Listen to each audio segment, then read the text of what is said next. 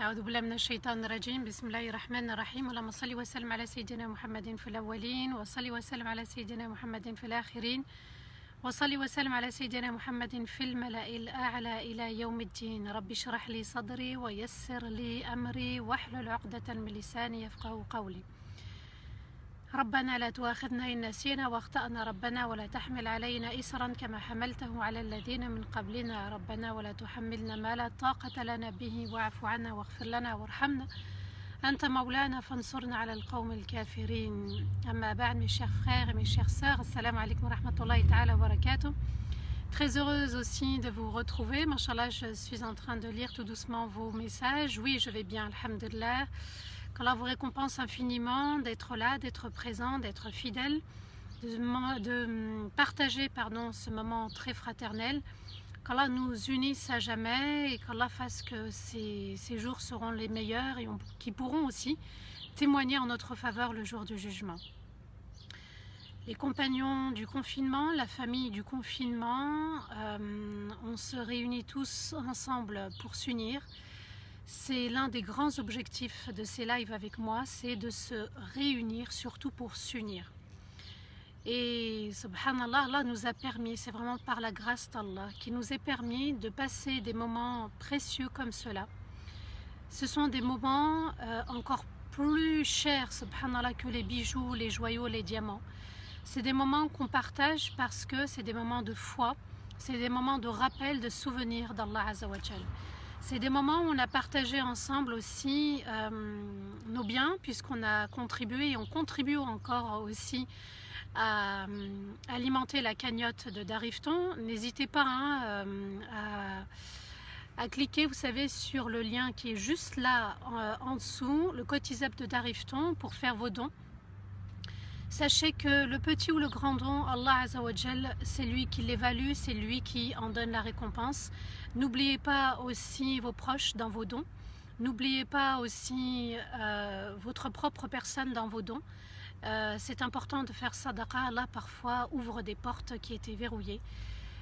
En éteignant la colère, en effaçant les péchés, et quand il voit un geste de foi et de crainte comme celui-là, Allah Azza wa Jal ouvre les portes de sa rahma. Qu'Allah vous ouvre toutes les portes de cette grâce excellente qu'Allah nous a offert tout au long de ce confinement. Mashallah, aujourd'hui on arrive au 40e jour ensemble de confinement, c'est-à-dire les lives passés ensemble. Aujourd'hui on est à 40 jours, Allahu Akbar et Allah Ibarak. C'est juste magnifique et ensemble on a cheminé. Ensemble, on a progressé, ensemble, on s'est motivé, ensemble, on s'est encouragé, ensemble, on se donne la main. Ensemble, on va gravir cette montagne qui, au sommet, ce qui nous attend, c'est juste magnifique. C'est soit le Firdaus al-A'la, soit aussi la rencontre avec Allah Azza wa Jal. N'oubliez jamais qu'il est important de faire une mise à jour de tous nos actes d'adoration. C'était une retraite spirituelle, comme les compagnons de la caverne, mais aussi c'était une épreuve pour nous, comme Rasulullah sallallahu alayhi wa sallam, lorsque il y a eu un embargo et qu'ils étaient confinés dans une vallée pendant 3 ans. 3 ans en mangeant, subhanallah, des feuilles, en mangeant de l'herbe. Nous, on mange des salades, on mange des féculents, on mange des fruits, on boit, on s'assoit, on dort, on se lève, on se change, on se douche. Pour eux, ça n'était pas facile pendant 3 ans. C'était juste une petite parenthèse. Continuez, Inch'Allah, à partager ces lives, qu'Allah vous récompense infiniment. On continue avec la purification de l'âme. Et j'aimerais justement, avec le thème qu'on a commencé déjà jeudi, concernant l'orgueil. Aujourd'hui, on arrive à la 17e partie de la purification de l'âme, la purification du cœur avant tout, d'accord, le contenant, celui qui contient l'âme du croyant, et ce roi, donc qui est le cœur. On a dit qu'il avait différents soldats, et ces soldats doivent être justes, ils doivent agir et obéir en conséquence si le cœur, lui, il est obéissant. On a vu ensemble certaines formes de péché qu'on ne s'en rendait même pas compte qu'on pouvait y tomber dedans très facilement. L'orgueil, subhanallah, c'est vraiment une des grandes maladies du cœur. Elle peut nous concerner nous, comme elle peut concerner tout ce qui nous entoure. Tout ce que je vous ai expliqué dans la purification de l'âme, ce sont des maladies, ce sont des passions. En aucun cas, on doit juger l'autre, c'est-à-dire mon frère ou ma sœur en Dieu, ou mon frère ou ma sœur dans le sang. On ne juge absolument personne. Il est important de nettoyer ses propres défauts, de faire le travail sur soi-même, de déblayer, d'enlever toutes ces couches à chaque fois, de s'en purifier. Ce qui nous permettra aussi, c'est de prendre conscience et de demander pardon à Allah Azza wa Jal. Seigneur, pardonne-moi. On approche bientôt les 10 dernières nuits de ce mois. Il y a une nuit spéciale, subhanallah, où Allah efface tous les péchés de notre vie. À nous d'être à la hauteur, à nous de commencer à nous préparer spirituellement, psychologiquement, physiquement, d'accord, et de se préparer pour cette nuit où il va falloir invoquer Allah qui nous pardonne tous. Dans la maladie qu'on a commencé à voir jeudi, l'orgueil, et qu'on va continuer à voir aujourd'hui et demain, bi'idhnillah, j'aimerais que vous mettiez dans l'ambiance de la Fatiha. À chaque fois que je vais en parler, vous dites « Ah tiens, tel verset dans Surat al-Fatiha, il nous protège de ça, il nous protège de ça, il nous protège de ça. » Et au final, avec toutes les maladies qu'on a vues ensemble, eh bien, Surat al-Fatiha va tout résumer. Si on a médité les maladies, si on a compris quelles étaient ses passions, et qu'on a compris le sens de l'Fatiha avec tout ce que je vous ai enseigné, eh bien vous allez voir, subhanallah, vous allez faire pas le parallèle, hein, mais je veux dire, vous allez comprendre que l'un ne va pas sans l'autre. Et que quand on demande à Allah Azza wa Jal certaines choses dans Surat al-Fatiha, ça n'est pas pour rien. À nous de reprendre Surat al-Fatiha, de se remettre dans cette lumière, de vivre cette lumière aujourd'hui quand je vais vous en parler. Et vous allez vous dire, ah oui, tel verset, il veut dire ça. Tel verset, je le mets là. Tel verset, je le mets là. Surat al-Mu'minun, les versets 57 à 61, Allah nous dit « Inna alladhina hum min khashyati rabbihim mushfiqun, walladhina hum bi ayati rabbihim yu'minun, walladhina hum bi rabbihim la yushrikun, walladhina yu'tuna ma ataw wa qulubuhum wajilah, bi annahum ila rabbihim raji'un, ulaika yusari'una fil khayrat, wa hum laha sabiqun » Allah nous dit ceux qui sont dans une crainte constante envers leur Seigneur, ceux qui sont dans une crainte constante envers leur Seigneur, et ce souci de bien œuvrer. Ceux qui croient fermement aux signes et aux versets de leur Seigneur, ceux qui n'associent rien, même l'association cachée, ceux qui n'associent rien à leur Seigneur, ceux qui obéissent et œuvrent, ont leur cœur plein de crainte en raison du retour vers leur Seigneur. Ceux-là s'empressent vers les bonnes œuvres et pour ces bonnes œuvres, ils se précipitent vers la récompense. Allah donne différentes qualités du croyant. La première, ceux qui sont dans une crainte constante. Ils sont dans une crainte constante, c'est-à-dire jour et nuit, tous les jours qu'Allah a créés, eh bien, ils se remettent en question dans leurs paroles et dans leurs gestes et dans leur comportement. Comment je m'adresse à mon époux, à mon épouse, comment je m'adresse à mes enfants, comment je m'adresse à mes parents, comment je me comporte avec mes frères et sœurs, comment je me comporte avec le non-musulman, comment je me comporte avec le voisin quand je suis à l'extérieur, quand je suis à l'intérieur. La crainte, elle est constante. Et ce souci de bien œuvrer, ils ont ce souci. Et quand on est dans la crainte, on est dans le souci aussi de plaire à Allah Azza wa Jal. Ceux qui croient fermement aux signes et aux versets de leur Seigneur, notamment Surat al-Fatiha, de prendre plaisir de la connaître, de la méditer. On a vu ensemble différents versets, il faut y croire, les accepter. On a vu hier, mashallah, les versets de Surat Hud, alayhi salatu wassalam. À chaque fois qu'on entend un verset, on y croit. Sami'na wa ata'na.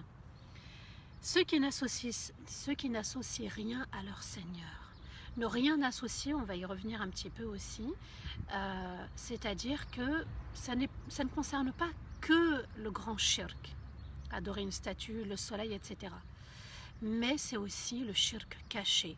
Ça signifie quoi? L'ostentation. On avait vu riya et on pouvait tous être exposés. C'est-à-dire appeler les autres à nous regarder, à regarder nos actes d'adoration pour se donner une certaine place. Le shirk caché aussi, c'est le fait de dire grâce à la police qui est arrivée très vite, grâce aux pompiers qui sont arrivés très vite, grâce au chien qui a monté la garde, grâce à mon CV. Non, par la grâce d'Allah, par la rahma d'Allah, les pompiers sont arrivés. Par la rahma d'Allah, le chien a pu monter la garde. On doit changer notre langage, faire une mise à jour aussi, parce que les paroles ont un impact. Elles ont un impact sur notre cœur. Ceux qui obéissent et œuvrent, et leur cœur est plein de crainte en raison de leur souvenir qu'ils vont retourner à Allah Azza wa Jal. Ceux-là s'empressent vers les bonnes œuvres. Et pour ces bonnes œuvres, ils se précipitent d'en avoir la récompense. Alors les récompenses, elles sont diverses, c'est avoir des hasanat, mais c'est aussi d'avoir le paradis, d'avoir la fraternité dans le paradis, de retrouver les prophètes, les compagnons, et puis aussi de voir Allah Azza wa Jal. Et la récompense, c'est d'être aussi sauvé par du feu de l'enfer. La crainte, le souci de bien œuvrer, croire au verset de manière ferme, obéir et œuvrer en conséquence, craindre aussi le retour vers Allah Azza wa Jal, donc l'au-delà, et aussi s'empresser, c'est le fruit, c'est qu'on s'empresse. Tant qu'on est dans la crainte et dans les bonnes œuvres, eh bien on aura cette motivation. Souvenez-vous, la colère juste, c'est laquelle? C'est celle qui me donne de la ferveur, le hamas. C'est celle qui me pousse, qui me motive. Ça, c'est la bonne colère. Ça devient de la ferveur. La ferveur égale le hamas, c'est-à-dire je suis déterminée, je suis motivée à œuvrer de manière sincère pour Allah. El-Kibr, l'orgueil, qui est une terrible maladie du cœur. On avait expliqué qu'il y avait deux catégories de personnes qui refusaient la vérité, parce que le prophète nous explique que El-Kibr, l'orgueil, c'est de refuser la vérité, et aussi de se croire supérieur aux autres, de les mépriser par notre supériorité. C'est un sentiment dans le cœur qui nous pousse à penser qu'on est supérieur aux autres. L'orgueil, on a expliqué aussi qu'il était envers Allah, qu'il était aussi envers les messagers, les prophètes et messagers, avec le message qu'ils ont apporté. Et on avait expliqué aussi que l'orgueil était quelque chose qu'Allah Azza wa Jal allait mépriser ce sentiment, et que ceux qui étaient dans l'orgueil sur terre, dans cette vie, eh bien Allah Azza wa Jal allait les ressusciter dans la taille d'un atome. Dans El-Kibr, il y a le nom qu'on connaît, la formule qu'on connaît, Allahu Akbar, c'est la même racine, El-Kibriya'u, on va en parler, mais El-Kibr, c'est de se croire grand, Akbar, grand.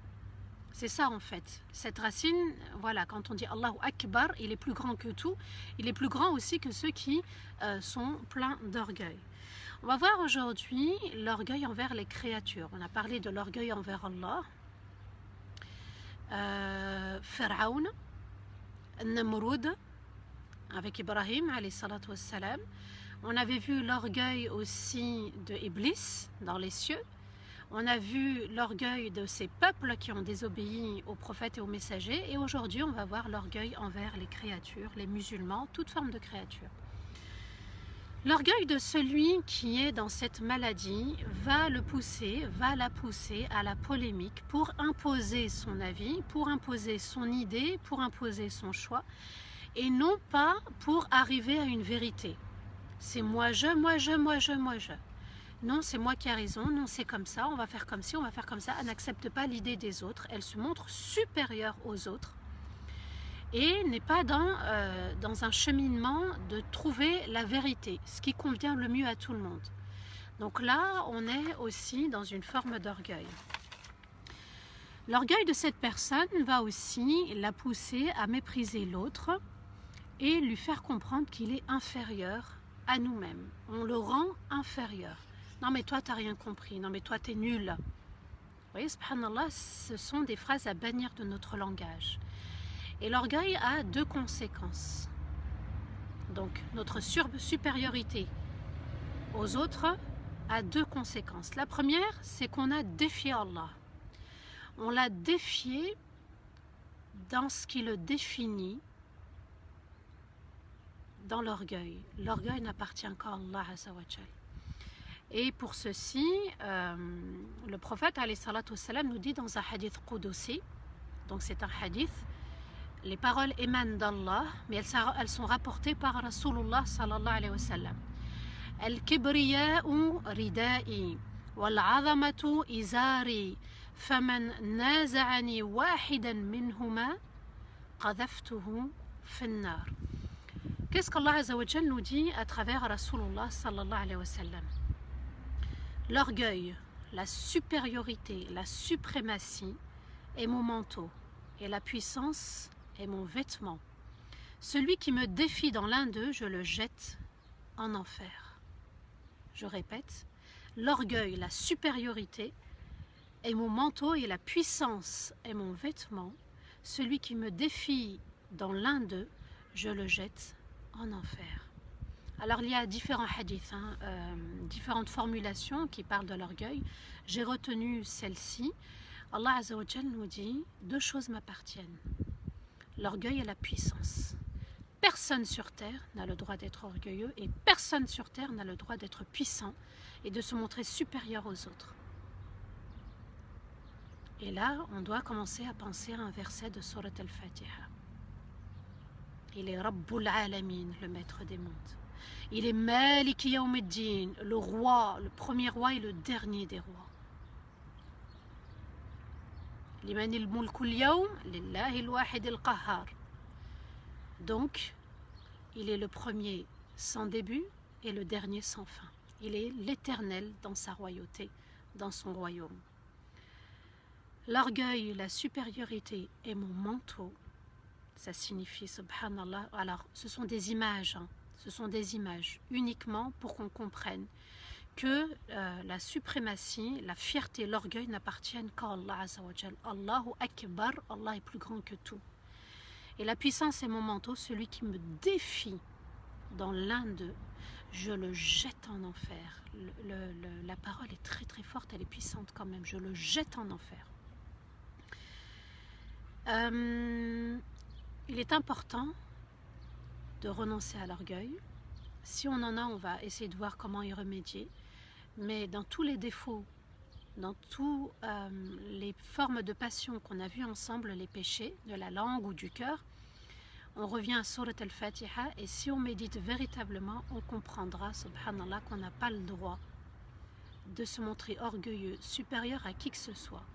Quand on se montre supérieur et orgueilleux à qui que ce soit, eh bien on n'a pas compris le verset « Iyaka na'budu wa iyaka nasta'in » Seul toi, nous adorons tous ensemble, donc il n'y en a pas un qui est supérieur à moi dans l'adoration d'Allah, et seul auprès de toi nous demandons de l'aide.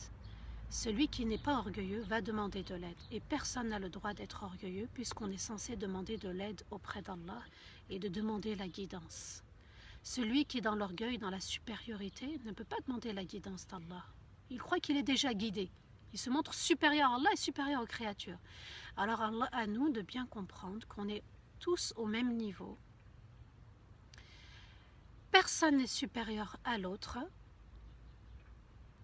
Et on se distingue les uns des autres par la crainte d'Allah, par une foi enracinée, une crainte enracinée, par une concurrence dans les biens, dans le fait d'œuvrer dans le bien. Machallah, j'étais très surprise et en même temps très touchée quand ça a bugué au niveau du Kotizab de Darifton. Tout le monde se précipitait de donner sa sadaqa. Et puis à un moment donné, ça a bugué, subhanallah. C'est juste magnifique, Allahu Akbar. Et deuxième conséquence de l'orgueil, c'est que la personne va se montrer finalement supérieure. Donc, qu'est-ce qui se passe quand elle se montre supérieure aux autres? Alors qu'elle subit l'enfer, elle subit le châtiment d'Allah Azza wa Jal. Elle ne va pas vouloir manger avec les autres, elle ne se mélange pas avec les autres, elle ne salue pas les autres, elle ne s'assoit pas aussi avec les autres. Et vous avez des personnes qui sont tout le temps aigries, qui ne sourient pas, et quand vous leur parlez, ils lèvent le ton. C'est de l'orgueil en fait, disent les savants. Parce que le musulman, il est souriant quand il sourit. Le prophète a même dit que c'était une sadaqa, hein, le fait de sourire. El-ibtisam ou sadaqa. Le sourire est une aumône quand on sourit dans le visage de l'autre. Eh bien, si c'est une aumône, eh bien, on doit honorer ces aumônes tous les jours sans être orgueilleux vis-à-vis des autres. Se croire supérieur, il y en a, ils sont fine comme on dit, ils sont jamais contents. Tu leur parles, ils s'excitent, ils ne sourient jamais. Les savants expliquent que c'est une forme d'orgueil, je le répète. Et ils vont s'éloigner d'Allah Azzawajal tout doucement. Allah nous dit dans Surat Al-Kahf, Ana aktharu minka malan wa a'azzu nafara. Lorsque le propriétaire des vergers, des grands hectares de champs, eh bien il lui dit Ana aktharu minka malan. Moi j'ai plus de biens que toi. Eh bien c'est une phrase d'orgueil. Wa a'azzu nafara. Et j'ai beaucoup plus d'enfants que toi. Et Allah nous dit aussi Innama utituhu ala ilmin concernant Qarun. J'ai eu tous ces biens grâce à ma science. Vous voyez les phrases du kufr, de la non-reconnaissance des bienfaits d'Allah, et du shirk, c'est grâce à moi. Ça veut dire que je me suis associé à Allah. Donc je m'adore. L'orgueil, c'est l'adoration de soi. L'orgueil, c'est l'adoration de soi. On se croit supérieur aux autres, supérieur à Allah aussi. Moi je d'Iblis, eh bien j'irai en enfer si je ne me soigne pas, si je ne prends pas conscience. L'orgueil concerne les biens de ce bas monde, c'est-à-dire le rang, la famille. Il concerne aussi les biens, la force et la beauté. Ça, c'est pour le bas monde. Je répète, la famille, le rang, il y en a qui vont penser, croire que leur famille est supérieure ou mieux qu'une autre famille. Les biens aussi, on se croit supérieur à l'autre par ses biens, par une force et aussi par la beauté. J'ai une plus belle voiture, je suis plus beau que toi, plus belle que toi. Concernant le bas monde, voilà, l'orgueil touche ces 4 points. Concernant la religion, parce que ça touche à la fois le bas monde, mais ça touche également la religion, eh bien les savants expliquent que ça concerne la science et ça concerne les actes d'adoration. Donc vous voyez, subhanallah, que l'orgueilleux, ça n'est pas que Pharaon. Ça n'est pas que Namroud ou Qarun. Ce ne sont pas que les autres populations concernant les prophètes et les messagers. Mais ça peut être nous aussi. Juste dans la beauté, la force, les biens, la famille. Ou bien les actes d'adoration et la science qu'on a acquise. Il y en a, mashallah, en apprenant un hadith, 2 hadiths, 3 hadiths, 10 hadiths, ou 1 verset, 2 versets, 3 versets, 10 versets, ou en ayant appris la langue arabe, vont adopter un comportement d'orgueil vis-à-vis des autres, dans la communauté. Là, je parle dans le cercle restreint de la communauté, dans le cercle restreint des familles. Je ne suis pas en train de parler des autres. On doit réformer aussi notre manière de nous comporter vis-à-vis des autres, ne serait-ce que dans la famille, dans la communauté, dans la société et dans le monde entier. Il faut bien méditer le nous. Le nous est une force. Celui qui est dans l'orgueil, il est faible. Il est faible, pourquoi? Parce que sa destination va être l'enfer. Sur terre, ils étaient faibles. Ils se croyaient supérieurs, mais en étant supérieurs, on s'affaiblit. Alors que c'est l'union qui fait la force. 3 choses sont importantes à connaître dans l'orgueil. C'est qu'il y a le mutakabbir, il y a le moi-je, la personne qui va se montrer orgueilleuse, supérieure à l'autre. Donc il y a le je, le moi. Il y a la personne envers qui on se montre supérieur, ou l'être d'Allah envers qui on se montre supérieur. Et il y a la raison de du pourquoi de notre orgueil. Donc c'est un triangle. Il y a le je, ma personne, ensuite la personne envers qui, ou l'être d'Allah envers qui je me montre orgueilleux, et la raison de l'orgueil. D'accord? Il y a 3 choses. Mais tout est dans l'intention. Ok? Tout est dans l'intention. Quelqu'un par exemple qui traîne son vêtement par terre, si ça n'est pas dans l'orgueil, Allah ne le comptera pas parmi les personnes orgueilleuses. Tout est dans l'intention, tout est dans le cœur. Il y a différents degrés dans l'orgueil. Premier degré, ou premièrement, c'est l'orgueil qui réside dans le cœur. C'est une maladie du cœur et que les autres ne voient pas que j'ai cette maladie dans le cœur. Ça bouillonne à l'intérieur, je me montre supérieure aux autres par juste ce sentiment dans le cœur, mais je ne le manifeste pas à travers mon comportement, mes gestes, mes paroles, mes écrits. Il y a aussi un autre degré dans l'orgueil, c'est l'orgueil qui est dans le cœur, mais qui se manifeste à travers mon comportement et envers les gens. Allah Azza wa Jal nous dit وَلَا تُصَعِّرْ خَدَّكَ لِلنَّاسِ وَلَا تَمْشِ فِي الْأَرْضِ مَرَحًا إِنَّ اللَّهَ لَا يُحِبُّ كُلَّ مُخْتَالٍ فَخُورٍ. Sourate Luqman, le verset 18. Allah nous dit, ne tourne pas ta joue aux gens par orgueil et ne marche pas sur terre avec fierté, car Allah n'aime pas toute personne qui se pavane en marchant et qui est fière de ce qu'elle, la personne qui est fière de ce qu'elle a obtenu. Allah nous dit, et ne tourne pas ta joue, c'est-à-dire, vous savez, il y a des personnes, subhanallah, qui vont détourner le regard comme ça c'est de l'orgueil. Tu ne me parles pas, c'est de l'orgueil. On est dans l'orgueil. La joue a été tournée par orgueil envers la personne qui est en face de moi. La raison, elle est diverse et variée. Je répète le verset, Allah nous dit, et ça c'est Luqman, le père Luqman, qui enseigne à son enfant et lui dit, ne tourne pas ta joue aux gens par orgueil. C'est-à-dire, en fait, subhanallah, dès le jeune âge, il faut apprendre à nos enfants de ne pas se croire supérieurs aux autres.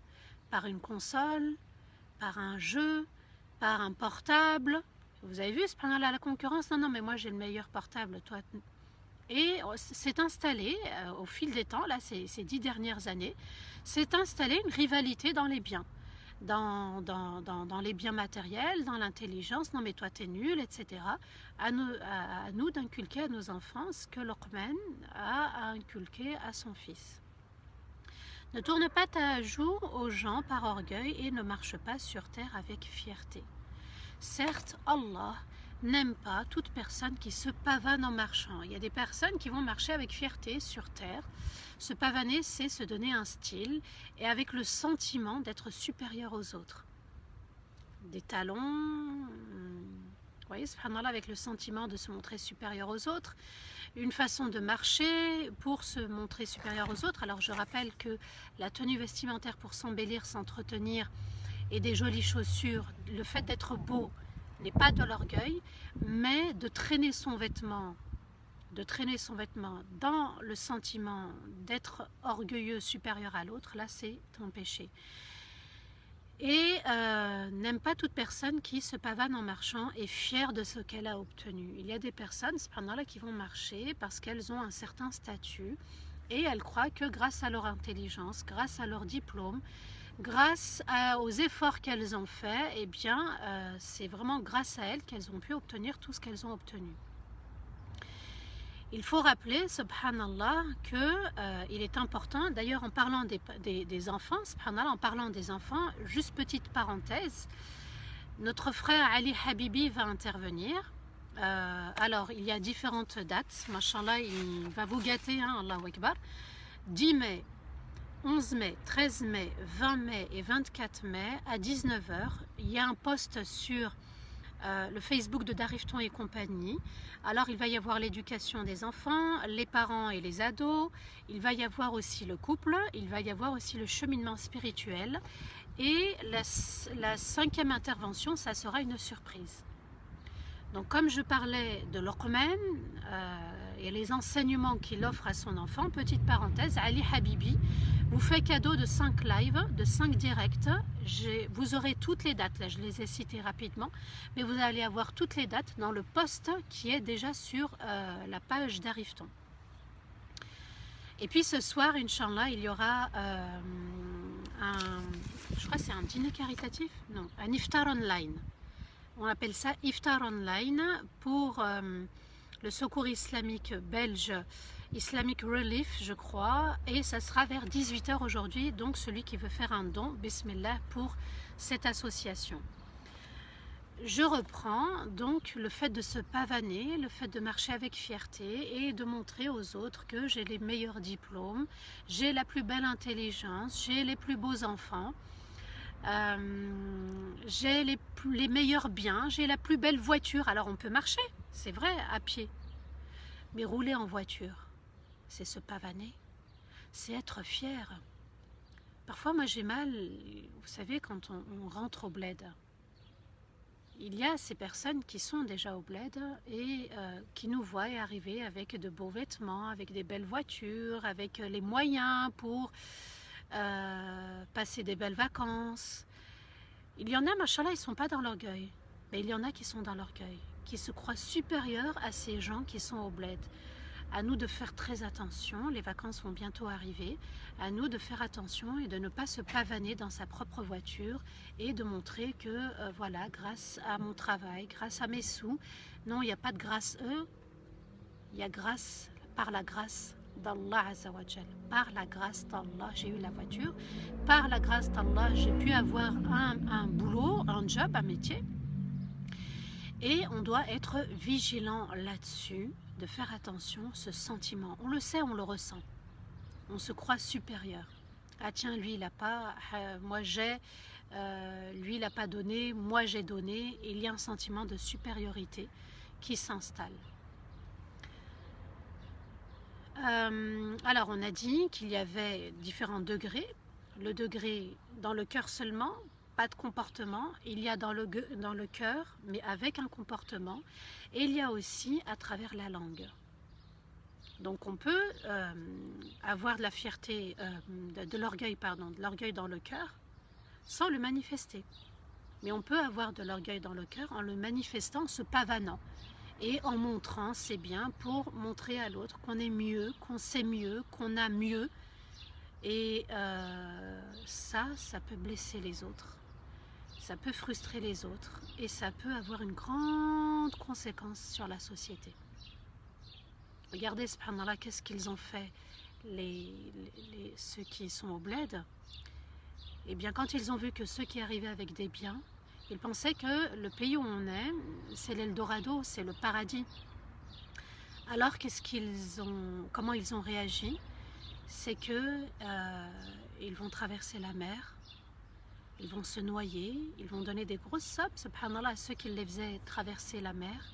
Et beaucoup ont laissé leur vie dans la mer en pensant que le paradis était de l'autre côté de la mer.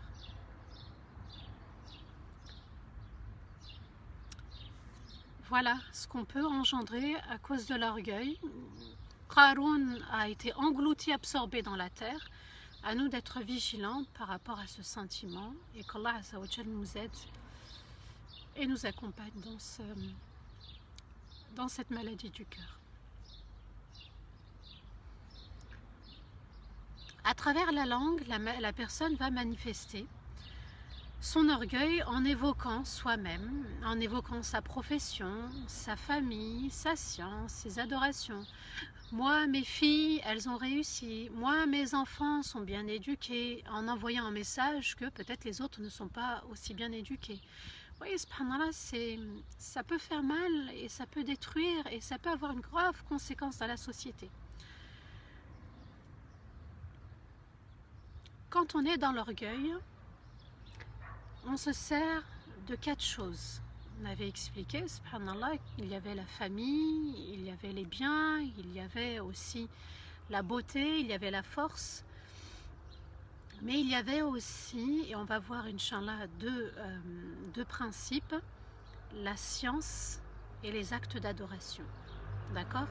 La science et les actes d'adoration, c'est une porte par laquelle on peut se faufiler et tomber dans la maladie de l'orgueil.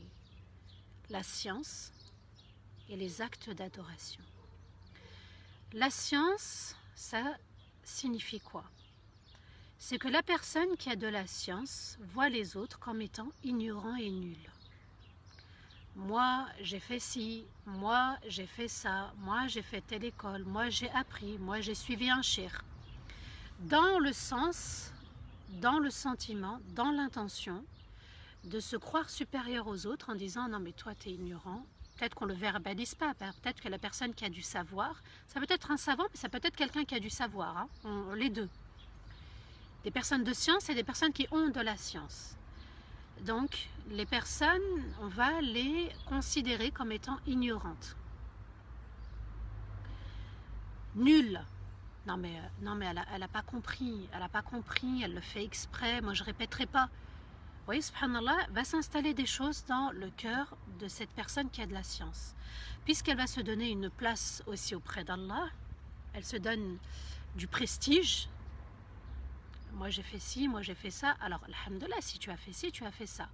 Mais avoir ce sentiment de se sentir supérieur à l'autre par des diplômes, par des attestations, eh bien, on tombe dans le piège de l'orgueil. Et quand cette personne va enseigner, quand cette personne va apporter son savoir, eh bien, elle ne va pas être aimable, elle va être même exécrable, insupportable. Et quand on débat avec elle, eh bien, elle se met en colère, elle ne répond pas. Non, mais je te renvoie à tel... Et on sent que la personne, elle est aigrie, et on sent que ça fait quelque chose, qu'on dérange. Et là, c'est le cœur qui est dans l'orgueil. Vous voyez, subhanallah, on peut avoir de la science sans sagesse, et on peut avoir de la sagesse sans science. Luqman al-Hakim, Allah l'avait doté d'une sagesse. D'ailleurs, on l'appelle Luqman al-Hakim. Il avait la sagesse. Être sage, c'est être juste. Être sage, c'est de connaître sa place, mais aussi de valoriser la place des autres.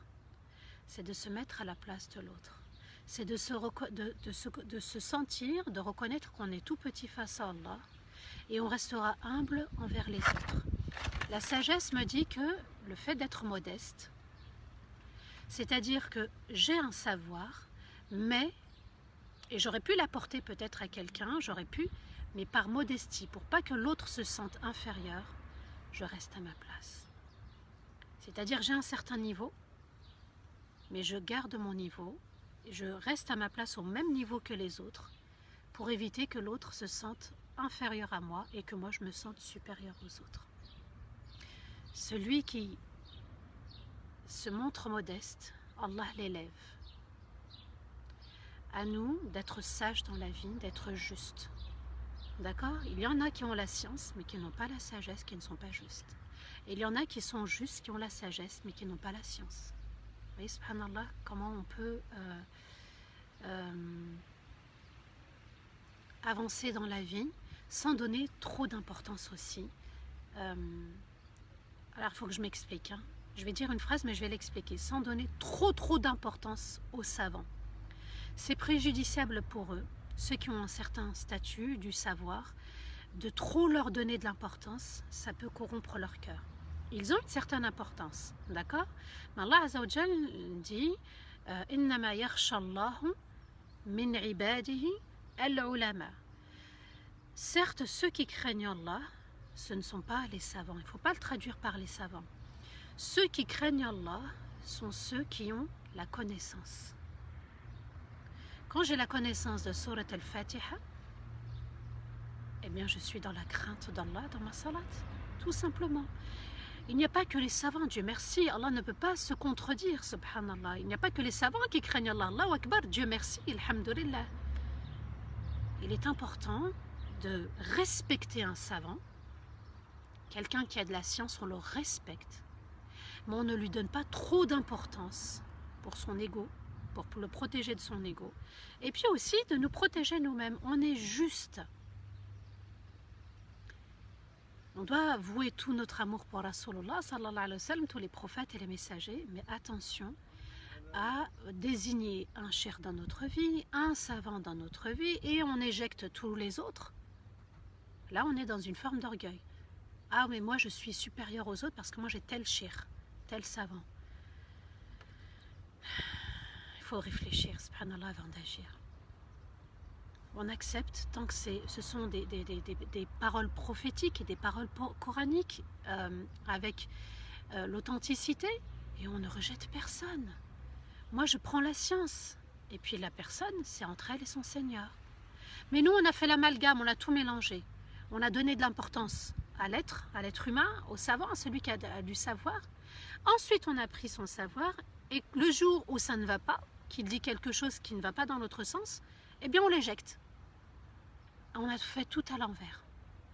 On donne de l'importance au savoir, et on respecte le savant. Et quand le savant se trompe, ou quand le savant ne dit pas quelque chose qui, voilà, on peut se tromper, et qui ne va pas dans notre sens, je continue à le respecter, parce qu'il a fait des efforts, et c'est à moi d'honorer la science d'Allah. Pourquoi ces personnes qui ont de la science, et là c'est toute personne confondue, ça peut être celui qui connaît 10 hadiths, comme celui qui... Machallah, c'est quand on prend les histoires de ceux qui ont réuni les hadiths, machallah, ils étaient d'une grande modestie, subhanallah. Quand on prend l'imam Malik, rahimahullah, il n'enseignait le hadith que s'il était ablutionné pour se protéger, subhanallah. C'est une arme, c'est une lumière, il s'en inspirait, il se protégeait aussi. Alors, quelle est la raison de celui qui est pris d'orgueil dans la science ? Premièrement, c'est qu'il n'a pas appris véritablement la science. Il a pris ce qui était à la surface. Sa science, elle n'est pas profonde, parce que s'il était dans les profondeurs de l'océan de la science, eh bien, il aurait découvert les merveilles de l'océan de la science. Et dans les merveilles de l'océan de la science, eh bien, on comprend qu'Allah est au-dessus de tout. Et qu'on ne peut pas disputer le manteau d'Allah. Et qu'on ne peut pas défier Allah dans sa puissance. Et quand on connaît les 99 noms, les 99 noms, il ne s'agit pas que de les connaître, là on est dans la surface de la science, mais de les méditer, là on est dans les profondeurs de la science. Et là on comprend, ah tiens, Allah il est comme ci, Allah il est comme ça, Allah je ne le voyais pas comme ça. Et puis on a confiance en Allah, c'est ça aussi la science, et on a confiance en nous-mêmes. Et on voit véritablement la grandeur d'Allah, son excellence. Il est excellent, moi je ne suis pas excellent. Moi je suis tout petit. Moi je risque d'être parmi les atomes dans l'au-delà, être réduit à un atome le jour du jugement. Vous voyez, subhanallah, la science, elle est importante quand on se met au niveau de l'autre et quand on est dans la bienveillance envers l'autre. Donc il n'a étudié qu'en surface, il n'est pas dans les profondeurs de la science et il ne connaît pas vraiment son Seigneur. Quelqu'un qui se montre orgueilleux ne connaît pas vraiment son Seigneur, il faut le dire, il ne connaît pas vraiment Allah. Et il a oublié que c'était une faveur qu'Allah lui a accordée aussi. Si on a appris Surat al-Fatiha dans la méditation, dans l'art de la mettre en pratique dans la salat, wallah, c'était qu'une faveur d'Allah. C'était vraiment qu'un cadeau d'Allah, qu'Allah a déposé dans le cœur de chacun, tout simplement. De ce confinement, on en a fait une force, c'est par la grâce d'Allah, c'est grâce à lui. Et il a déposé ses petits cadeaux tous les jours. À nous de prendre les cadeaux, de défaire les cadeaux, de prendre le cadeau et d'en prendre soin et de l'utiliser aussi. Pas que de décorer, l'utiliser, s'en servir. Allah nous dit Allama al-insan ma lam ya'lam, surat al-Alaq. Allama al-insan ma lam ya'lam. Quand il l'a créé, il lui a enseigné. Allama al-insan, il a enseigné à l'homme ce qu'il ne connaissait pas. Tout ce que j'apprends, le fait même un enfant de manger, de boire, d'allaiter, de grandir, d'apprendre le Coran, d'être dans la méditation des versets, des hadiths, tout ce qu'on apprend, mes diplômes, tout ce que je passe, c'est علم الإنسان ما لم يعلم. Allah a enseigné à l'homme ce dont il n'avait aucune science. Et Allah nous dit وَلَقَدْ آتَيْنَا دَاوُودَ وَسُلَيْمَانَ عِلْمًا. Et nous avons offert, donné une science à qui? À Daoud et Sulaiman. وَقَالَ, les deux ont dit Alhamdulillah alladhi faddalana ala kathirin min ibadihi al-mu'minin. Et les deux ont dit louange. Toutes les louanges d'amour, d'admiration et de reconnaissance appartiennent à Allah, qu'il nous ait privilégiés par rapport à beaucoup d'autres croyants. Allahu Akbar. Et Allah leur a donné une science. Et Allah, alhamdulillah, c'est toi qui nous as donné cette science et tu nous as privilégiés par rapport à d'autres. Alors de se sentir privilégié, c'est bien, mais pas d'être supérieur à l'autre. De sentir ce cadeau qui nous est parvenu. Et Allah, c'est vrai que tu m'as comblé de tes bienfaits. Tu m'as privilégié par rapport à d'autres. Tu m'as donné telle science, telle science. Et ils comprenaient le langage des oiseaux, subhanallah. Les oiseaux chantaient avec eux quand ils faisaient le dhikr. Eh bien, qu'Allah m'ait donné tel diplôme, tel savoir, telle formation, telle compétence dans la vie, c'est grâce à Allah Azza wa Jal, il faut dire alhamdulillah. Et il y a aussi une autre raison, quand le savant se montre orgueilleux, c'est qu'il n'a pas purifié son cœur avant d'apprendre la science. Purifier son cœur, s'éduquer avant de prendre la science. La science, c'est comme l'eau de la pluie, donc qui tombe, subhanallah, c'est de l'eau douce qui tombe, elle va nourrir les racines d'un arbre, et ce qui est doux, ce qui est bon, ce qui est sucré, va être de plus en plus sucré, par exemple les fruits, et ce qui est amer va continuer à être amer. Donc au début, la science, c'est comme l'eau de la pluie, c'est doux, c'est sucré. L'eau est douce et elle va apporter de l'énergie, de la force à ceux qui sont doux et à ceux qui sont amers. Ceux qui sont doux vont continuer parce qu'ils se sont purifiés, ils se sont éduqués. Et puis ceux qui sont dans l'amertume, ils vont continuer à être dans l'amertume. On a vu cependant-là que les versets d'Allah étaient révélés. Il y en a qui les écoutaient, ils acceptaient la vérité, sami'na wa asayna, et nous avons désobéi. On n'accepte pas de nous soumettre à Allah. Et pourtant, les versets sont une pluie douce qui est arrivée, mais le cœur a rejeté. Il faut être vigilant là-dessus. C'est pour ça c'est pour ça que c'est un peu long, la purification de l'âme. Mais wallah, ça vaut le coup. Les péchés de la langue, les passions de la langue, les passions du cœur, et ça concerne notre quotidien. Parce que ça fait partie des relations humaines. Et on doit faire abstraction de toutes ces passions, de tous ces péchés. On n'est pas là pour vendre du rêve, on est là pour vendre de la réalité et parvenir à notre rêve. On développe une stratégie, celle de s'éduquer, d'accord, mais comment? À travers la science, oui, mais comment? En écoutant et en appliquant. On se donne les moyens d'entendre, d'écouter, et on donne les moyens aussi, c'est un plus aux autres, d'écouter, d'entendre, et on applique, on met en pratique. C'est ça le test, c'est de mettre en pratique. Sami'na wa ata'na. Ata'a, on avait expliqué c'était quoi Ata'a. Ata'a, c'était le fait d'accepter bon gré, pas malgré, bon gré. J'accepte chaque commandement d'Allah avec joie, avec plaisir, avec volonté, avec amour, avec crainte. Et je ne m'en détourne pas. On fait du mieux qu'on peut, on gère tout doucement, tel péché, tel péché, tel péché. On reste vigilant et on ressent Surat al-Fatiha à chaque fois qu'on va la réciter dans notre salat. Dans Surat al-Tawbah, Allah nous dit dans les versets 124 et 125 وَإِذَا مَا أُنْزِلَتْ سُورَةٌ فَمِنْهُمْ مَنْ يَقُولُ أَيُّكُمْ زادته هذه إيمانا فأما الذين آمنوا فزادتهم إيمانا وهم مستبشرون وأما الذين في قلوبهم مرض فزادتهم رجسا إلى رجسهم وماتوا وهم كافرون. Et lorsqu'une sourate est révélée, certains disent qui parmi nous, cette sourate lui a augmenté sa foi. Qui parmi nous se rappelle lui a augmenté sa foi. Qui parmi nous, cette conférence lui a augmenté sa foi? Qui parmi nous, ce verset lui a augmenté sa foi? Ceux dont la foi est véritable, elle est enracinée, ancrée, cette sourate a augmenté la foi et ils sont très contents. Ah, ce dars, il m'a fait du bien. Et on est épanoui, on est content. Ah, ce verset, franchement, la lecture, la récitation de ce frère, ah, ça m'a fait du bien. Bishara, ils ont la bonne nouvelle, ils sont heureux. Ils ont reçu une bonne nouvelle quand ils ont entendu le verset, quand ils ont entendu le rappel. C'était une bonne nouvelle. Quand on reçoit une bonne nouvelle, on est heureux. En revanche, ceux dont le cœur est malade, cela ajoutait du doute à leur doute.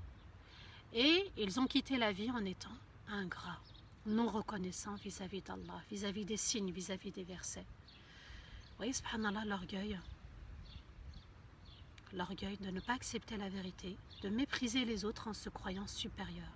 On peut le faire avec la langue, et le savant peut être celui qui a de la science, ou le savant peut aussi tomber dans l'orgueil avec la langue et se montrer supérieur. Ceux dont la foi est pure, le cœur est pur et le cœur blanc, il va accepter les versets. Ah, ça m'a fait du bien, ah, je suis trop contente, ah, aujourd'hui j'ai assisté à un super bon dars. Ah, j'ai écouté des versets, subhanallah, aujourd'hui ça m'a fait quelque chose. Allah, il dit. Ils ont reçu une bonne nouvelle et ils sont contents. Par contre, ceux qui ont le cœur malade, eh bien ça va ajouter du doute à leur doute. Ils vont rester dans leur état. Alors on dit, alhamdulillah rabbil alamin, quand on rentre dans la salat, de continuer encore à savourer, avec tous les jours qui sont passés, de continuer à savourer la foi, de se donner les moyens aussi, mashallah, votre présence ici. Votre présence ici, subhanallah, elle prouve que vous êtes déterminé, que vous avez envie d'apprendre. On sait qu'il y en a qui ne peuvent pas être avec nous et qui vont nous rejoindre plus tard parce qu'ils travaillent. Et même après le déconfinement, voilà, vous reprenez, si vous avez la niaque, le hamas, la ferveur, la détermination, ça doit vous accompagner tous les jours. Et même après, Inch'Allah, j'espère que les frères pourront mettre les liens Facebook, les vidéos sur la chaîne d'Arifton Prod pour qu'on puisse récupérer plus facilement à travers la chaîne YouTube d'Arifton Prod. Alhamdulillah, ya Allah, je suis content, j'ai appris Surat al-Fatiha. Alhamdulillah, je suis content, je mets en pratique. Alhamdulillah que tu m'aies donné la foi quand on rentre dans la salat. Alhamdulillah, ya Allah. Et on le dit avec force et avec joie, avec détermination. Et si le savant a l'orgueil avant d'apprendre, eh bien la science qu'il va acquérir va ajouter de l'orgueil. Alors vous comprenez maintenant pourquoi dans la communauté, certains musulmans, certaines musulmanes, qui vont apprendre la religion, mais ils ne se sont pas débarrassés de cet orgueil dans le cœur. Alors ils vont se comporter de la sorte. Ouais, mais un tel, c'est un kafir. Un tel, c'est un égaré. Vous vous rendez compte, hein? Ça signifie que, oui, mais tu te bases sur quoi? Tel hadith. La personne, en fait, elle n'a pas... Elle a la science, mais elle n'a pas la connaissance d'Allah dans son cœur, la sagesse. Parce que le prophète, alayhi salatu wassalam, nous a dit que le croyant ne méprise pas son frère. Alors quand on est dans cet état, dans cet esprit, dans cette formulation, on est dans l'orgueil. Comprenez pourquoi maintenant certains... Il ne faut pas être déçu du comportement de certains. Ne soyez pas déçus, s'il vous plaît. Parce que ça va vous affecter, ça va vous déstabiliser. Ne soyez pas déçus. Dites simplement, Seigneur, guide-nous. Guide-le. Rabbi Hdi. Qu'Allah le guide. Qu'Allah me guide aussi. Parce qu'il a telle ou telle maladie dans son cœur. Et cette maladie éloigne. Cette maladie égare. Ghayr al-mardoubi alayhim. Seigneur, fais qu'on ne soit pas de ceux dont la colère est sur eux. Et de ceux qui sont égarés. Qui n'ont pas accepté la vérité. Et qui sont voués à l'enfer. L'orgueil, Allah va jeter la personne en enfer. Vous voyez, subhanallah, quand je vous dis méditer sur al-Fatiha, c'est pas pour rien. Et dans toutes les maladies, surtout dans celle-ci. Quel est le moyen de guérison face à cette maladie? Eh bien, c'est la modestie. Certes, un repentir est nécessaire. Certes, la connaissance de Surat al-Fatiha est plus que nécessaire. Quand on médite la sourate, Surat al-Fatiha, ce chapitre, la mère du Coran, une maman ne se montre jamais orgueilleuse. vis-à-vis de ses enfants. Elle veut toujours le bien, parce que Surat al-Fatiha, on l'appelle Ummul Qur'an, la mère du Qur'an. Et une mère ne se montre jamais orgueilleuse vis-à-vis des autres. Allah nous dit dans Surat al-Hijr, le verset 88, وَخْفِضْ جَنَاحَكَ لِلْمُؤْمِنِينَ, et abaisse tes ailes de la rahma, de la modestie, pour qui? Pour les véritables croyants. C'est pas grave, je vais réexpliquer. C'est pas grave, tu ne sais pas. Je suis là pour t'aider, t'accompagner avec la bienveillance. Et alhamdoulilah qu'Allah est bienveillant envers nous avec excellence. Il est Ar-Rahman Ar-Rahim avant même de nous juger pour le jour du jugement, pour l'au-delà. Parce que s'il devait nous juger de manière juste, c'est-à-dire que « Ah, t'as été une fois orgueilleuse, une fois orgueilleuse dans ta vie, allez, tu vas payer en enfer. » Mais sa rahma veut qu'on se repente, qu'on revienne vers lui pour effacer toutes nos erreurs, nos défauts, nos péchés.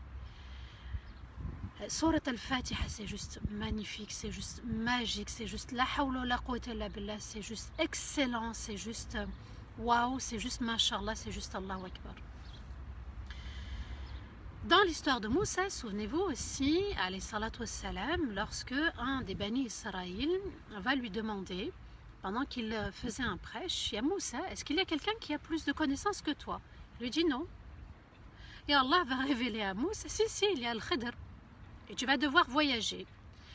Et subhanallah, ce qui est magnifique dans ce voyage, c'est qu'il ne va pas faire un voyage pour amasser de la connaissance, mais pour éduquer. Pour s'éduquer, Allah a voulu l'éduquer. Il y a encore des personnes qui auront plus de science que toi. À toi d'être complémentaire avec l'autre. Et c'est ça, Iyyaka na'budu wa iyyaka nasta'in, on est complémentaires.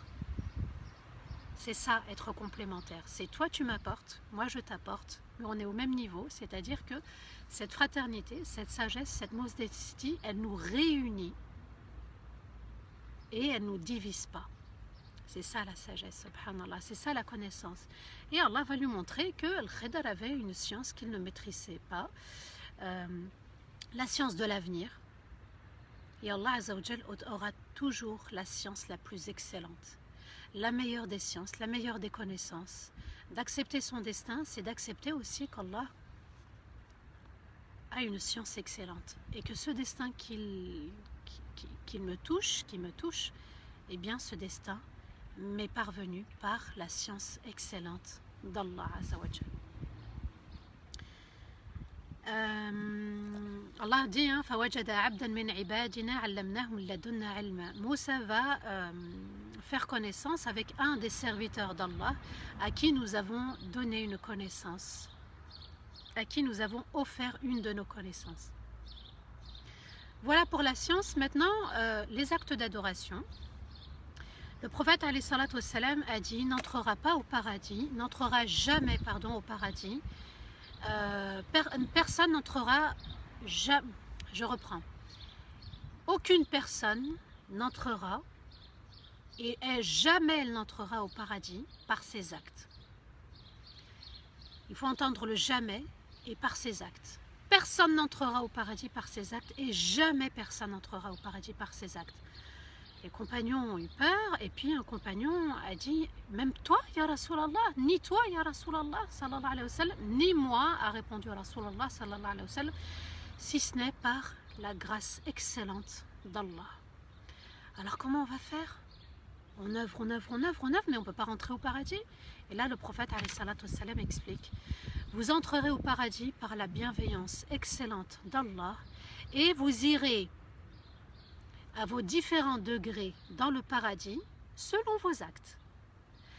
100 degrés au paradis, d'accord, mais la porte, la grande porte d'Allah qui donne accès au paradis, celle-ci, d'accord, ne sera ouverte que par la grâce d'Allah, sa grâce excellente. Et quand les portes s'ouvriront, eh bien chacun va aller à l'étage qu'il mérite. Il y a 100 étages, 100 degrés dans le paradis et chacun selon ses actes. On a vu par exemple dans Surat al-Mu'minun, Allah nous a défini certaines qualités du véritable croyant et à la fin il dit Ils auront le Firdaus al-A'la. Eh bien, si tu rentres dans tel acte, telle œuvre, telle œuvre, telle œuvre, eh bien, tu auras accès à tel paradis ou tel paradis ou tel paradis. Il y a 100 degrés. J'espère qu'on arrivera tous au 100e. D'accord? Il n'y en a pas un qui est supérieur à l'autre. Tous ensemble, avec l'aide d'Allah, avec sa rahma, on espère accéder à al-Firdaus al-A'la pour être proche d'Allah. Allah nous dit dans Surat Al-A'raf, le verset 72, فَأَنْجَيْنَاهُ وَالَّذِينَ آمَنُوا مَعَهُ بِرَحْمَةٍ مِنَّا concernant Houd, et nous les avons sauvés ainsi que ceux qui ont cru véritablement avec lui par notre grâce excellente. Tout ce qui se passe, tout ce qu'on obtient, tout ce qu'on a, tout ce qu'on fait, ça n'est que par la grâce excellente et la bienveillance excellente d'Allah.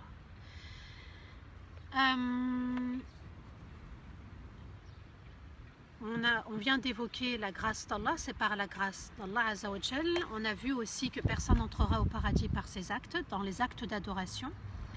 Et il y a aussi le fait d'accomplir par la force d'Allah. Certains péchés vont nous rapprocher d'Allah. Je ne suis pas en train de dire qu'il faut commettre des péchés. Je suis en train de dire quand le péché est commis, eh bien, il y en a qui se rapprochent d'Allah. Et d'autres vont s'éloigner d'Allah par des bonnes actions. Le prophète alayhi salatu wassalam nous raconte deux belles histoires. Je vais vous raconter les deux pour illustrer ce que je viens de dire. C'est-à-dire que par une erreur, par un péché, je peux accéder facilement au paradis. Et par une bonne action, je peux me détourner du paradis en pensant bien faire. Même Allah le dit dans Surat Al-Kahf. وَكَانُوا يَحْسَبُونَ أَنَّهُمْ يُحْسِنُونَ صُنْعًا. يَحْسَبُونَ, ils pensaient qu'ils œuvraient de manière sincère, alors qu'ils n'étaient pas dans la sincérité, l'acte va être annulé. Le prophète alayhi salatu wassalam nous raconte l'histoire d'un père avec ses enfants. C'est l'histoire d'un homme qui était sur son lit de mort et il va réunir tous ses enfants. Et il se rapproche d'eux en leur disant « Quel père j'étais pour vous ?» Et les enfants répondent « Tu étais un très bon père. » Il leur dit « Non, non, c'est faux, j'étais un mauvais père. »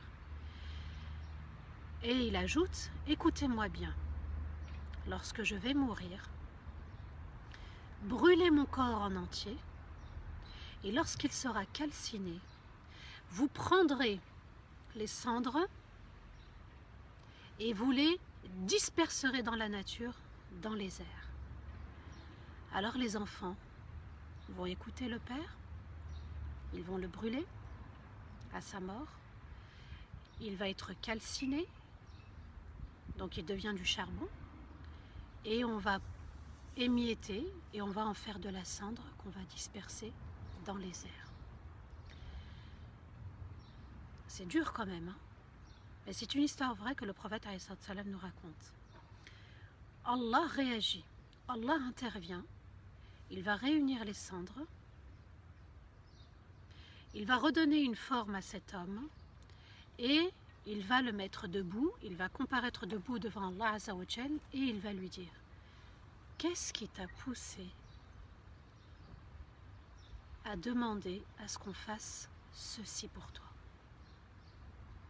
L'homme a pris peur et dit à son Seigneur « La peur que j'avais envers toi. Ya Allah, j'ai tellement peur de toi que j'ai peur de rendre des comptes pour tout ce que j'ai fait. Alors j'ai préféré disparaître, j'ai préféré fuir. » Et Allah Azza wa Jal va demander aux anges « Prenez-le avec vous et conduisez-le où ? Au paradis. » Cette crainte d'Allah Azza wa Jal n'a pas de prix. Cette crainte d'Allah a poussé, subhanallah, un père à demander à ses enfants « S'il vous plaît, brûlez-moi.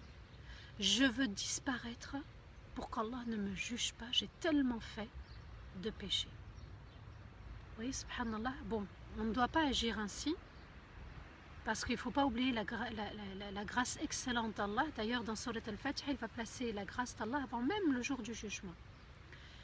Prenez-le avec vous et conduisez-le au paradis. Des péchés qui ont rapproché la personne d'Allah dans une crainte, dans un amour sincère et véritable pour Allah. En revanche, il y a une autre histoire, l'histoire de deux hommes, des Bani Israël.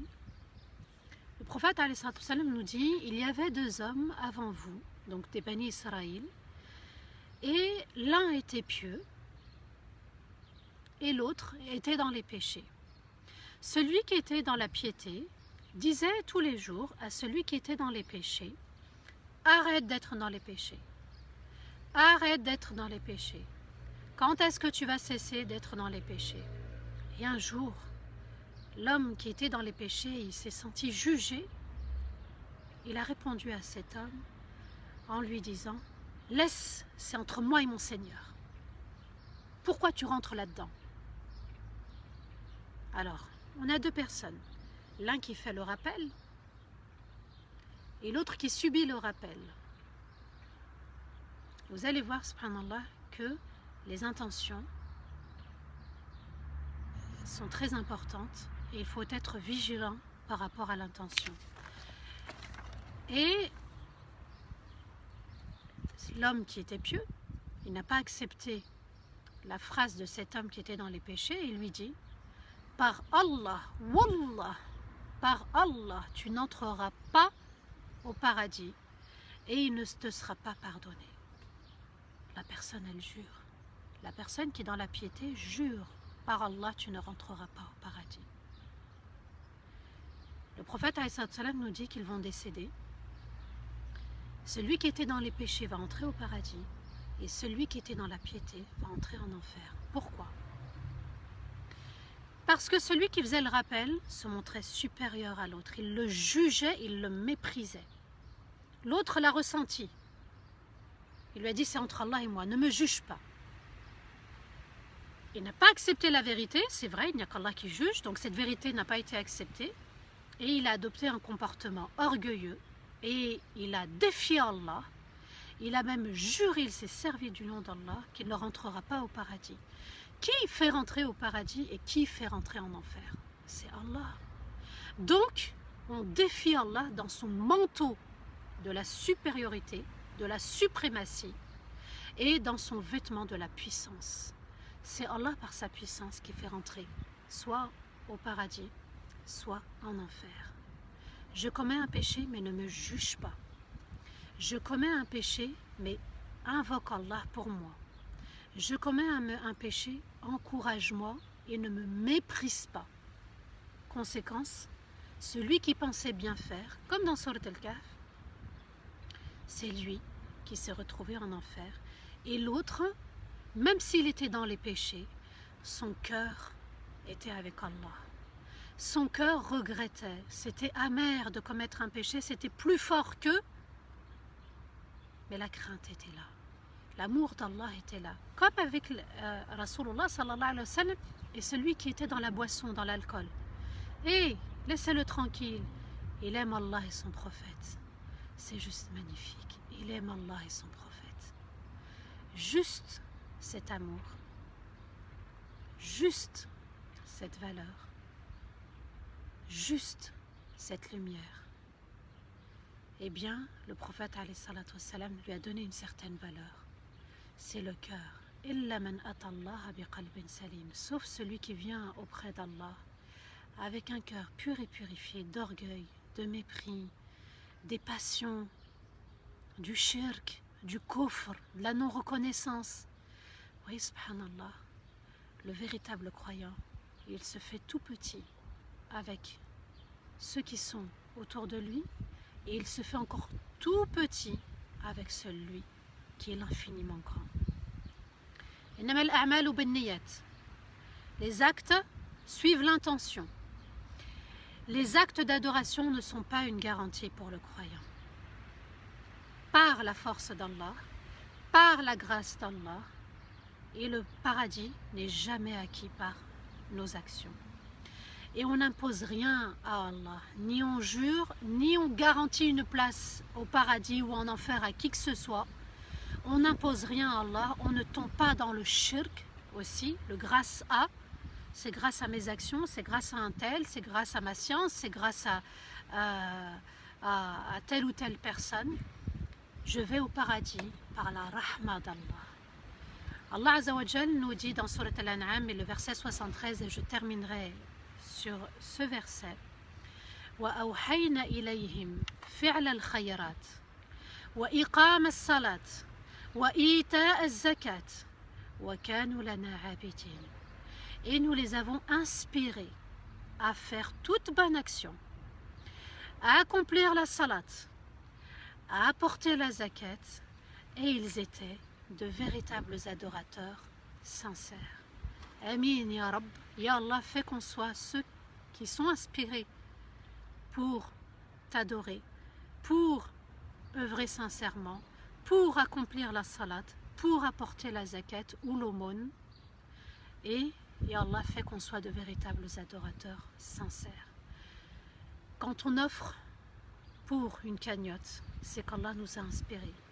Quand on agit pour l'iftar online de ce soir, on sera inspiré. Quand on écoute un rappel, on est inspiré par Allah. Quand on va vers la salat, on est inspiré par Allah. Wa huwa ma'akum aynama kuntum. Et il est avec vous, où que vous soyez. Où que vous soyez, il est avec vous. Allah nous dit par certitude. Et il promet avec excellence. Wa huwa ma'akum aynama kuntum. Et il est avec vous, où que vous soyez. Il entend ta tristesse, il entend ta douleur, il voit tes bonnes actions sincères, il voit ta fraternité, il voit comment tu accomplis la salat, il voit comment tu médites, il voit comment tu fais les efforts. Allah est juste excellent, il est magnifique. À chaque moment de ma vie, à chaque seconde, et encore moins qu'une seconde, Allah est présent, il est là et il m'inspire à agir dans le bien. À nous de purifier ce cœur, ce diamant, pour qu'il brille et pour que tout acte soit voué de manière sincère à notre Seigneur, à sa majesté, à son excellence. Qu'Allah nous pardonne tous, qu'Allah nous permette de faire un repentir sincère, de l'adorer de la manière la plus sincère, subhanallah, d'avoir aussi recours à sa science, de purifier notre cœur, de le remplir par la connaissance d'Allah de manière sincère et de vivre aussi une fraternité sincère, de se soutenir de manière sincère, de se réunir de manière sincère, de se quitter de manière sincère. C'est-à-dire que quand il y aura aussi le déconfinement, il va falloir continuer à être sincère. On n'est pas que sincère pendant un moment, mais on est sincère tout le temps. Qu'Allah nous pardonne, qu'Allah accepte et qu'Allah fasse qu'on soit parmi les meilleurs de cette communauté, parce que ce Coran guide vers le meilleur. Wastaghfirullah li wa lakum, subhana rabbika rabbil izzati amma yasifun, wa salamun ala al-mursalin, walhamdulillahi rabbil alamin. Amin, amin, amin, amin, amin, amin. Qu'Allah vous aide, vous protège, vous élève, vous illumine par toutes ses connaissances. N'oubliez pas l'iftar ce soir, vous savez, subhanallah, c'est pour aider des personnes qui sont dans les difficultés. Machallah, on a il y a plein de propositions d'aide pour qu'on puisse contribuer avec notre argent. Cet argent, il appartient à Allah, il nous l'a mis à notre disposition, à nous d'être sincères avec Allah et de donner du mieux qu'on peut autour de soi. N'oubliez pas les lives avec Ali Habibi, ça commence ce dimanche à 19h. Ali Habibi à 19h, mashallah, j'ai admiré les noms d'Allah, j'ai admiré l'intervention de tous ceux qui sont intervenus dans cette belle chaîne d'Arifton. Oui, oui, je vais répondre aussi, jour de Shawwal, oui, Inch'Allah. Ils font un travail, mashallah, merveilleux. Il y en a qui sont là la nuit, il y en a qui sont là le jour, Allahu Akbar, il y en a qui sont là l'après-midi. C'est juste magnifique. Moi, je suis impressionnée de ces lecteurs, mashallah, de ces récitateurs qui récitent, subhanallah, qui sont à la mosquée et qui récitent les versets d'Allah, qu'ils soient chez eux et qui prennent du temps, subhanallah, pour qu'on puisse écouter les versets d'Allah. Ceux qui peuvent honorer, mashallah, leur présence, honorer leur effort, et Allah Azza wa Jal fera descendre sa grâce excellente sur nous tous, qu'Allah vous aide et vous protège. Oui, mes filles te demandent si elles pourront, Inch'Allah, jeûner les 6 jours de Shawwal par la suite. Oui, bismillah, hein. Les 6 jours de Shawwal de manière séparée, c'est-à-dire un jour sur 2 ou un jour sur 3, un jour sur 4. On a tout le mois pour jeûner les 6 jours de Shawwal, si elles peuvent, mashallah. Ah oui, ou au lieu de rattraper, les deux sont bons. Soit on rattrape nos jours, soit on enchaîne avec Shawwal, soit on commence par Shawwal et on rattrape nos jours et on a toute l'année, mes sœurs, on a toute l'année pour rattraper nos jours. On a toute l'année. Ce sont des avis religieux que je respecte, qui disent que on rattrape nos jours avant ce qui est obligatoire et ensuite ce qui est facultatif. Moi je suis d'avis, subhanallah, qu'on disperse les jours ou qu'on les fasse de manière groupée, et puis on a toute l'année pour rattraper nos jours. Comment savoir si on est sincère, c'est-à-dire œuvrer pour Allah? Et à un moment donné, si ta sincérité est troublée, tu sais que tu le ressens dans ton cœur, que tu n'œuvres plus pour Allah, rectifie, reviens et fais de l'estirfar. Comment donner des dons à des associations quand on sait que les dirigeants gardent une partie pour eux? Alors ça, je ne veux pas rentrer là-dedans parce que je ne sais pas. Écris-moi en privé, Inch'Allah, Orti. Celles qui sont connues, machallah, il y a, subhanallah, par exemple, mon frère Nader qui œuvre pour la mosquée Ad-Da'wa. Machallah, c'est une mosquée qui collecte là, qui est là, je crois à 4 heures. Hein. Il y a le live, il y a le direct avec Nadar Abou Anas et la mosquée, je crois que c'est la mosquée. Ils sont en train de collecter 1 million d'euros. Wallah, c'est faisable, machallah, c'est faisable. J'ai eu des histoires où ça s'est fait en un mois. On a pu collecter 1 million d'euros en un mois. Il y a des puits, machallah, les frères aussi ont les documents. Il y a des mosquées, il y a des écoles qui sont connues. Il y a le projet Aman, par exemple. Il y a un autre projet qui va arriver dans Darifton. Il y a le projet Aman, c'est une école à Montpellier. Tapez projet Aman, machallah, c'est juste magnifique cette école.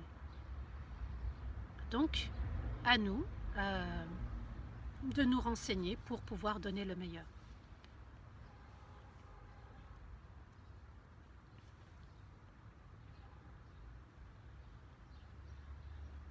Asiatou, oui, je vais bien, alhamdulillah, qu'Allah te récompense.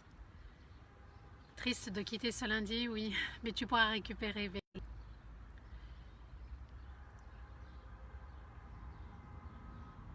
On continue lundi, hein. Les frères et les sœurs, on continue, Inch'Allah, lundi jusqu'à la fin de Ramadan. La mosquée de Bobigny, oui aussi, machallah, j'ai vu, la mosquée de Bobigny aussi collecte. Il y a des projets dans le Facebook de mon frère Nader Abou Anas. Vous avez vu, quand on ouvre le Facebook, ça y est, on voit plein d'appels aux dons. Bismillah, Allahu Akbar. On continue jusqu'à fin Ramadan et après on verra la suite. Est-ce qu'une femme peut guider la prière avec sa fille? Oui, tout à fait, oui. Et elle peut réciter à voix haute.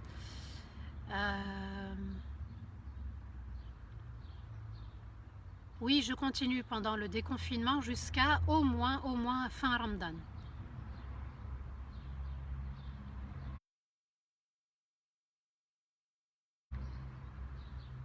Voilà, donc on va faire, n'oubliez pas s'il vous plaît, le code ISAP de Darifton et compagnie, de continuer, machallah, on est à 23 000 euros, je crois, Allahu Akbar.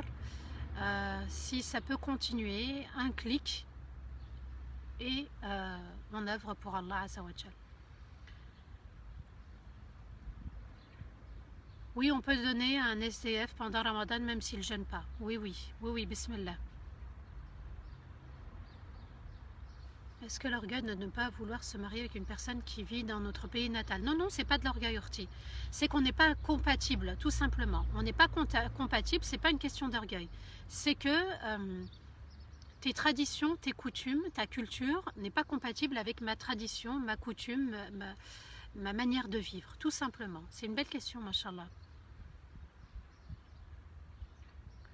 Je continue les lives jusqu'à fin Ramadan et les assises, les sœurs demandent si je continue les assises. Je ne sais pas si je vais continuer les lives après Ramadan, peut-être que si. Et les assises, je pense qu'on reprendra fin septembre, bi'idhnillah. 15 heures tous les jours. Les lives, c'est 15 heures tous les jours. Qu'Allah vous récompense infiniment. On va faire dua, parce que j'ai un zoom après. On va invoquer Allah Azza wa Jal, qu'Allah vous récompense infiniment. A'udhu billahi minash shaitanir rajim. Bismillahir rahmanir rahim. اللهم صل وسلم على سيدنا محمد في الأولين وصل وسلم على سيدنا محمد في الآخرين وصل وسلم على سيدنا محمد في الملأ الأعلى إلى يوم الدين. اللهم أنت الحليم الكريم، اللهم أنت رب العرش العظيم، اللهم أنت رب السماوات ورب الأرض ورب العرش العظيم. اللهم يا الله الواحد الصمد الذي لم يلد ولم يولد ولم يكن له كفوا أحد.